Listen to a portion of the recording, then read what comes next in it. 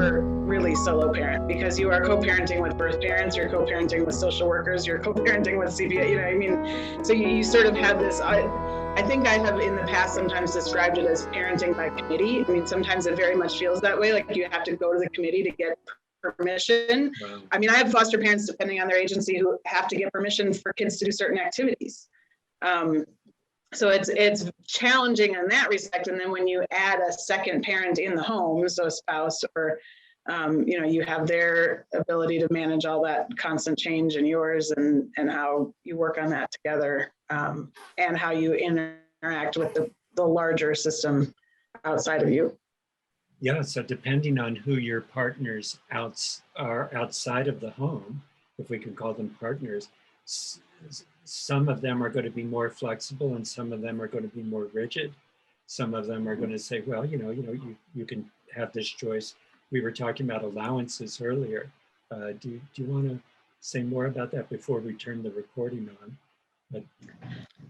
Sure. We were talking about that when I was a foster parent, I was certified through the state, and there was no requirement that I give a child an allowance. Now all foster parents have to go, except for kinship, but foster parents go through private agencies, and most of them require that you give a child an age appropriate allowance. Some of them set an amount, some of them say just age appropriate and leave it up to the foster parent to decide how much that is. And then there's rules about whether or not you can take away their allowance or restrict what they can spend it on, or, you know, those kinds of things. And so rather than just being when I was growing up, you know, my parents made those decisions. They may have talked to their parents, I don't know, but they didn't have to consult anybody else. Nobody said you have to give her an allowance and she can only spend it on this, or you can only take it away in this circumstance. They made those decisions on their own, sometimes in consultation with each other and sometimes not, depending on, it also depends on the circumstance. If dad's not home and the decision has to be made now, then, you know, mom makes it. If it's a big deal, then they might talk about it. But and can I comment on that? Yeah. In this system, the other parents are constantly changing. So I have different children in my home with different social workers, with different bio parents, there are many parents in my home. And can one kid get their haircut? Maybe. Another kid wants to get their haircut at the same time. Maybe not. You have to, and they might have different social workers. And one social worker says one can get their nose pierced. The other one won't let them get their ears pierced. I mean, these are not decisions you as a parent are making. It's the decision that social services is making. And if you want to talk about creating some sibling angst in the home, it's having different parents who allow different things for different kids. Well, and you may have a parent, a social worker today who says they can't get their ears pierced, but tomorrow they get a new social worker who says they can get anything they want pierced, you know, or vice versa. You know, today it's okay if you make an appointment for the ear piercing, and tomorrow you get a new one who says, sorry, you can't do that. And I'm going to have to hop off here because, as I told you, I'm having a visit at 4:00. Yeah. Do you want the last word, Stacy? Do you want to just throw out something? Just in the system, sometimes there are obligations put upon you that you weren't expecting, like a 4:00 visit. Case in point. All right, thank you. Dina, we are just kind of riffing off your this idea of stability and connection and the system getting upset. Maybe we could just kind of keep it on this topic for another 10 or 15 minutes because I know there's a lot more, but I think we're just mining so much out of this right now. What else can you say about the challenges? I mean, I'm just kind of blown away by how navigating all these different systems must be so difficult and really require huge amounts of flexibility and patience from the adoptive foster kinship parent. It's very interesting because, and this is exactly what I was just about to tag on to with what Marissa said. And what she's describing is, again, another just consistent pattern that we see, because when we talk about building resources and connecting to foster and adoptive families, when we outside of that system think about building resources, we think about resources that could specifically help in certain situations. And there are so many versions of situations that happen. What I found is that the best resources are really backing up several more steps and providing resources for navigating these things rather than just handling the situations, because it doesn't matter how many different scenarios you create and craft and practice, it's really not ever going to be the one that you come up with. And I teach my counseling students that as well. That happens in counseling sessions, but that happens every time a foster adoptive parent has to engage with social workers or has to ask questions. And so one of those things that I've broadened it out to in that area is that in really healthy situations and really when people feel balanced and stable, it's typically when they in a role or a position, it's typically a scenario where they have a balance of responsibility for whatever they are overseeing and authority or decision making over that same thing. And those have to stay in balance. And we can teach this. It's a really great balancing system to teach to teenagers as they're learning. If you want more privilege or authority, then you can increase your responsibility and I will increase your authority. Well, in this type of parenting situation, typically parents have all the authority and responsibility over their children and then negotiate with that when they get older with them, the children, when they get older. But in this situation, like she said, you have so many other players and the amount of authority that a parent has is greatly reduced while the responsibility remains the same. And that not only is overwhelming and burdening for the parent and something that they have to manage, but it can also kind of compromise their position of respect with a foster or adopted child a foster child, especially who's a teenager and is already looking at that process. So it gets really complicated, but that balance is one that I see really big deal.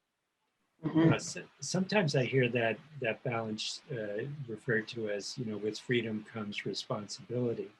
And so that freedom is that idea of the authority and the power to do something.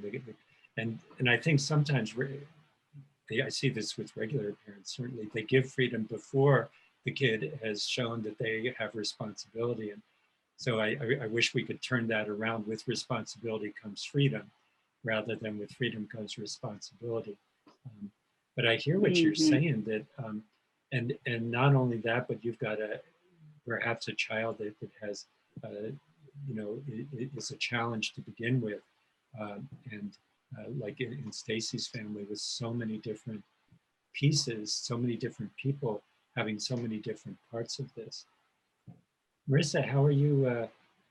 How is all that landing with you in terms of this idea of the authority of the parent is kind of challenged by having all these bigger systems that are telling you what you can and can't do? Mm-hmm.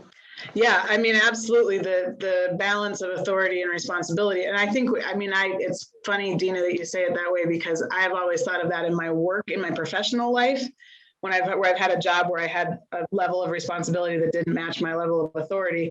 And I think we see that sometimes even with employees in the system, but even as a parent, sometimes it almost felt like my responsibility as a foster parent was almost more than it would have been as a birth parent or as a bio parent, because I not only had to raise this child, but I had a child who had trauma that I didn't have any experience with or didn't even know exactly what happened. I'm at the mercy of what social workers tell me happened. And also I'm trying to do that in the context of this larger system where I don't have the authority. So it almost feels like more responsibility on some level.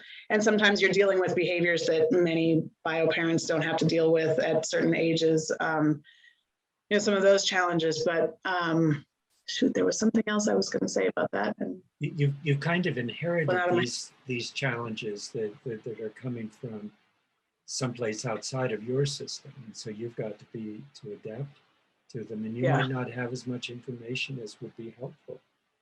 Right. And then I think too that sometimes it changes how much authority you have depending on the worker, but when we get in West Virginia, when I get foster parents together who are foster parents through different agencies, sometimes they start talking and one will say, well, I can do this. Well, I can't do that. And then it almost fosters this sense of, that's what I was going to say, that the foster parent on some level begins to deal with their own trauma and their own struggles with the system and their own feelings of injustice, I guess, that, you know, how come they can do that, but I can't, you know, and that gets challenging, especially if you're not connected to other parents who are experiencing similar things. Yeah.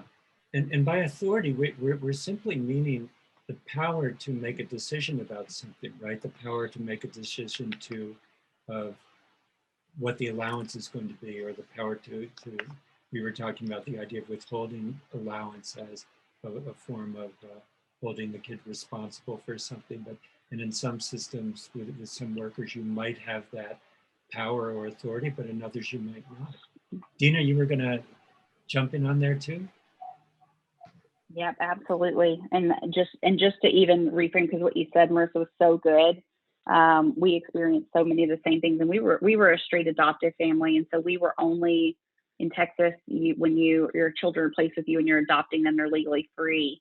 There's the 6-month waiting period, and that's when everyone is involved. And then once the adoption's finalized, the rest of the social workers and everyone else is out of it. And during that 6-month time period, you're absolutely right. You're adjusting to the weight of that responsibility. And when you said it's so much greater, it felt like another imbalance, that you're handling the consequences of someone else's decision. We oftentimes do okay, and we can balance when we've made choices and then have to handle the consequences. But as a foster and adoptive parent, you're taking on the consequences of someone else's decisions that are big and have to be addressed and fixed and rerouted and tended to, and also in a system that is removing a lot of your decision making in ability to do that, but you hold that bigger responsibility. It was a really great way to put it. Thanks. Yeah. I'm sitting here just in awe of how many challenges there are for the parents, the adults that are willing to do this, and how huge your hearts have to be and how courageous you have to be, and you probably don't even know that this is what you're getting into, right? And then your heart you get connected and attached, and then you find out this is much harder than I thought it was going to be. And Marissa, I see you nodding, and I'm just kind of blown away by folks' willingness to provide this service to these kids and to the community. Mm-hmm. Yeah, well, and I think that's one of the reasons, you know, I mentioned that the network focuses on peer support and advocacy, and that's one of the reasons that peer support is so important, because my neighbors don't understand what it's like to deal with this system, you know, with the foster care system, the bigger system. My family members don't understand the complexities of this kind of navigating kids coming in and out, you know. So just calling the phone, you know, calling them and talking to them about the challenges of being a parent, they don't understand all the challenges that I'm facing. So if I don't have people in my life, and many times I hear from foster parents who say they feel so isolated because of that, because other people don't get it and they're not connected to other foster parents. So that's been a driving force, just to have other people who get it that you can talk to and strategize with. Yeah, could we go off on that for a minute or two? Would that be okay? Because I'm thinking, absolutely. You know, one thing that happens when you have a child and you're in a public space is that people love to come up and give you advice about your parenting, right? I mean, we've all had that happen, right? Why don't you do this, or you should do this, or why not this? And I'm guessing, Marissa, it must be difficult when people who don't understand the challenges of all the systems you're trying to deal with come up to you, like a regular parent like myself, and you know, and you know, hear a problem. Oh yeah, just you know, don't give them allowance that week, or you know, yeah, but you know, Scott, you don't understand. That's I said, what do you mean you can't withhold their allowance? What kind of, how does that work? And does that happen? And I'm guessing all the time. Oh, all the time. I mean, I'm thinking back to when I had a foster child, a girl who was about 7, and she had long hair, and it was very difficult to brush because it would get knotted, as you know, as young girls' hair does. It would get knotted and difficult to comb and brush, and she wasn't great at taking care of it. And She didn't like me to brush it. And the number of people who would say, well, just go get it cut. We'll just cut it shorter and then it'll be easier to care for. I don't get to make that decision. I have to go through literally 3 layers. I have to ask the worker, who has to ask her mother, her birth mother, who then has to decide and get that message back to me before I can make a haircut, an appointment to just trim her hair. I mean, I'm remembering the conversation with her birth mother, and she said, well, the child and me and the birth mother were all on the phone, and she said to her child, well, do you really want to get your hair cut? And I said, I just want to trim it. I just want it to look nice. I just want to get the dead ends off. I'm not, not chopping it off. Oh, okay, that's fine. But just to do that, I had to get permission. And the number of people who would just say, well, just get it cut if it's so hard to manage. And it sounds like that game, we used to call it whisper down the lane, but telephone or telegraph. It's like, so one person thinks haircut means one thing, another person thinks it means another thing. By the time it gets to the third person, you're shaving their head, the hair off their head. And then so all of this communication challenges on top of that. Mm-hmm. Mm-hmm. Wow. Yeah.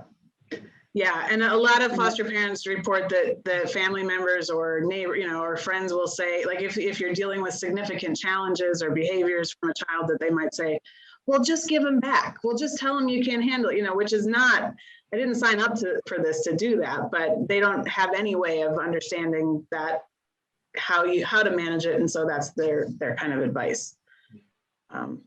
Dina, you were kind of referring to the difference between kind of specific advice and kind of having a support. Was I catching that right? Absolutely. And even for some of the most well-meaning support services, it can get into places that start to feel irrelevant, at least at the moment, for foster and adoptive parents, because they're dealing with very specific, very big things in their homes, and they need 2 types of help. They need very specific, usually some clinical knowledge to help handle the situation moment to moment for that. And in terms of services outside of that, there's this broad spectrum of support and connection in terms of building skill base and knowledge in how to regulate themselves better, how, practical skills and how to pause or stop situations with communication and conflict resolution in difficult situations. And sometimes there's this switching of that happens, and parents sometimes disconnect from services as well, because they'll see topics for things and they're specific enough that they think that's not what I need right now, and I've got to find what I need. And so there is a lot of discussion here, at least, on what types of general services are being provided and what families really need. Because what she's talking about, the advice giving, is just outrageous, and there are multiple aspects of it too. There are the types of discipline, but there's a very significant problem, especially with schools and churches sometimes and other community groups that should be supportive, that are very judgmental when they think you should be punishing a child when the child's behavior is trauma related and actually does not need punishment, it needs connection. And there's a big difference in those situations that a lot of people do not understand. And so those types of dynamics that play in, again, the complexity that comes into these situations and decision making, and just quite frankly too, the internet and social media, with the amount of information shared and parent shaming that goes on because clicks or money, the amount of stuff that's shared that creates bandwagons and issues. We have tons of parents who are very frustrated because many people are judging them about vaccinations, and they have zero decision making in vaccinations for their children. And so, I mean, it's just that level of things that end up having to be managed. Yeah, I feel like we're at the beginning of a 1,000-mile journey, and we've just made a half of a step here. right. I think let's start to wind things down a little bit, if that's okay, because we've got some more in this series coming on. Would each of you like to kind of make a summary or a point that you just want to highlight, and then and then I'll kind of provide a little closing on, including how to get in touch with each of us for more follow-up. Sure. Marissa, is there a point from today that you'd like to shine the flashlight on, just to highlight? I just think, I don't think that foster parents are trained, and certainly kinship aren't in the beginning, to even think about their family as a system and to think about how bringing a child in and out of their home, or many children in and out of their home, disrupts that system and throws off the balance. And the sort of, the picture that just popped into my head is almost of someone surfing and kind of trying to manage that balance while things are changing around them. And I don't recall ever hearing that term in any of my foster parent training. And so I think that that's really helpful to think about it. I love the mobile picture that you painted earlier, Dina, of, you know, when you pull on one baby mobile piece, the whole thing kind of moves, and how that affects everything. And so I think it's a really helpful tool just to think about it that way, and to, when you're in that turmoil, to think, okay, this is a system and everything's moving right now, and it's gonna come back to center eventually, but great. Hopefully. I think Dina and I could do a little conversation, a little didactic teaching thing on that too. That's really helpful feedback, Marissa, that that's a new concept. Great, we'll do more with that. Thank you. Dina, what about for you? I was thinking, just in looking at what all we talked about, the number of specific challenges and just the culture around this process, because it does become a culture. It's a different set of rules, a different set of guidelines that you work under, and having other people who understand this culture when you're doing it is so valuable. And one of the things that I found as I was studying a specific group of adoptive parents, each of them, one of the biggest things that they said that was helpful was they knew who their first call was. When they didn't know what to do or something was going wrong, they knew who their first call was, and that person understood the situation that they were in, and they could tell them what was going on without fear of judgment. And having a couple of people in your life, and it could be social workers, it could be your adoption agency worker, it could be friends who aren't adoptive parents, it could be other foster adoptive parents, if that's the only thing you connect on. It really doesn't matter who it is. You have to have connection and people who get it in your life to make it through this, because it's a day-to-day thing. Yeah, and I love what you're saying there, Dina, when you use the word safety, that you need to have a safe person that you can talk to about whatever it is that's happening. Even before kind of an advice giving thing, you just need to, because sometimes if I have a safe person, I can kind of figure it out myself if I can just kind of have the room to talk about the choices or the option or what just went down. And that sounds so important. Am I hearing that right, Dina? It's not just having somebody who can tell you what to do, but having somebody who knows the situation, gets it, gets you, and is safe to share this with.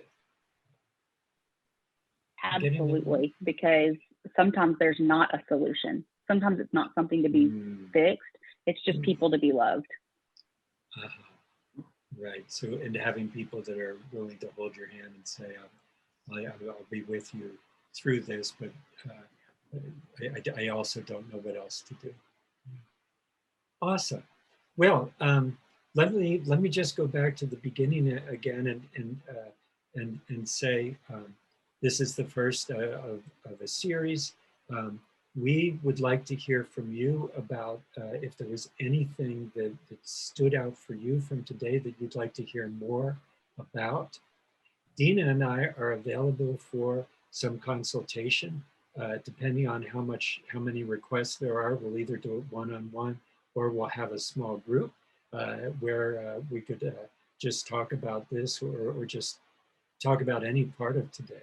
And Marissa, you are you lead an amazing organization, and maybe you could say something about the organization and how people could get hooked in with you and become part of the support of that. Could you give us a little commercial for it?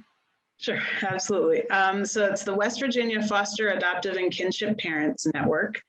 And we have several support groups, which will especially be ramping up in the fall. Some of them kind of took a break over the summer. Many of those are virtual. We will be working on more local events for people to connect with other foster parents in their area. You can find the easiest way to find us if you are a foster, adoptive, or kinship parent is on our Facebook group, which is private just for foster, adoptive, and kinship parents. So if you search for West Virginia foster parent, it should come up. And there's 3 questions that you need to answer so that I know a little bit about you before I add you to the group. We do have a Facebook page, wvfosterparents.org, and a public facing Facebook page that others can see. But as I said, our 2 main focus areas are peer support. So I do lots of one-on-one answering questions, helping connect to resources, helping people navigate the system, and often being that safe person, because I'm not in a position of authority over anybody. So, but I can help answer those questions and help you understand how to navigate the system. Stacy helps with a lot of that as well, and I refer a lot of people to her and others that we work with. And then advocacy, we do a lot of legislative advocacy and advocacy with DHHR and even private agencies when issues come up or when I'm hearing patterns and we come together to do systems advocacy, especially.